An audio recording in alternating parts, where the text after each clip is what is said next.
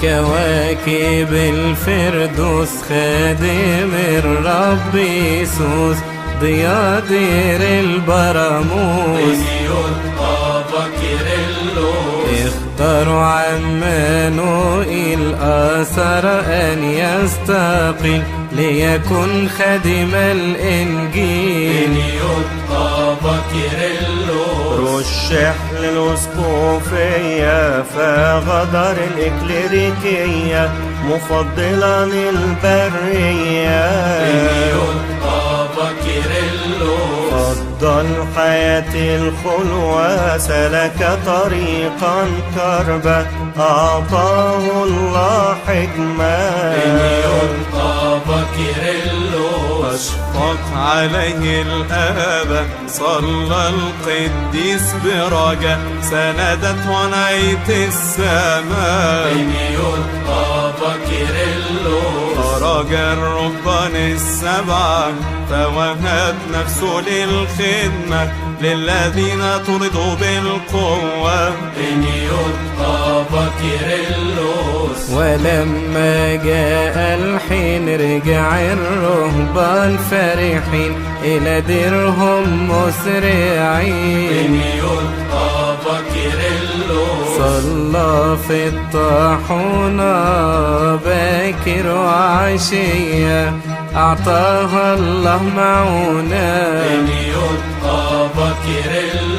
أرشده عمانوئيل قام بعمل جليل في دير أنبا صموئيل اختارته عناية الله ليكون راعي الرعى كان يبكي بمرارة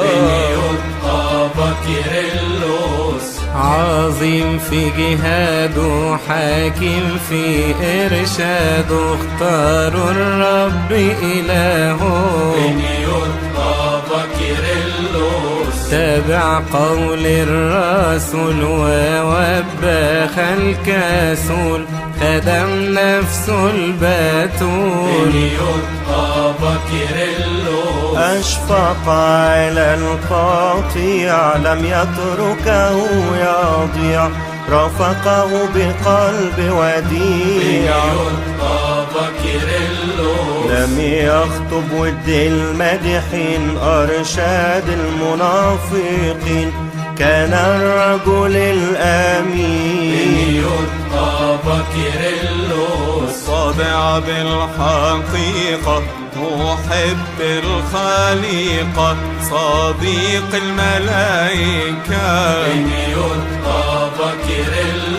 قام وقت الأسحار في القوة والأمراض ليسبح رب القوات الله اشتم صلواته وبخور مع أصوامه قابلها قدامه السلام لرجل الصلاة السلام لمحب الإله وقابل الخطى السلام لأرميا الجديد صاحب النسك الشديد ذو الدموع والتنهيد نلت نعمة موسى وكهنوت هارون وحكمة سولومون إلى النور هدانا لصداقة مريمينا وكنيسته بناها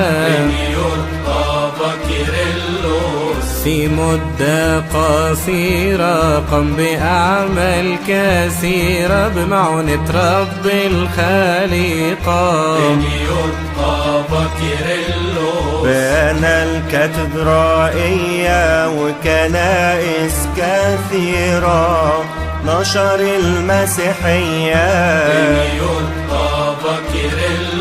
بأعجوبة أعد لنا رفات حبيبنا ماري مرقس كاروزنا كيرلس. المساكين أعطاهم، المرضى شفاهم، الحزان عزاهم. كيرلس. أحب أهل الحبشة، راعى الكنيسة، عاملهم بمحبة. كيرلس. في كنيسة الزيتون ظهرت الأم البتول في عهد الراعي الحنون. بيده عمل الميرون بين المؤمنين من بعد طول السنين.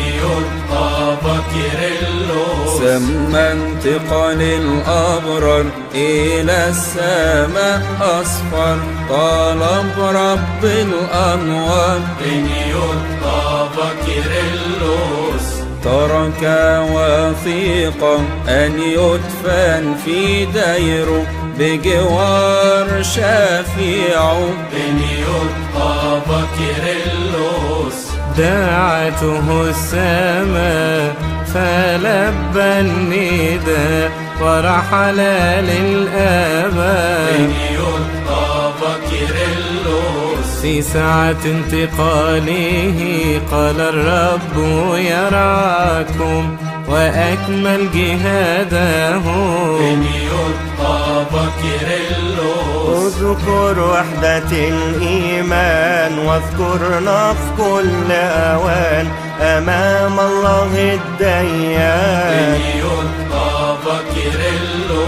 يا أبناء التسبيح أنظموا اليوم مديح لحبيب يسوع المسيح.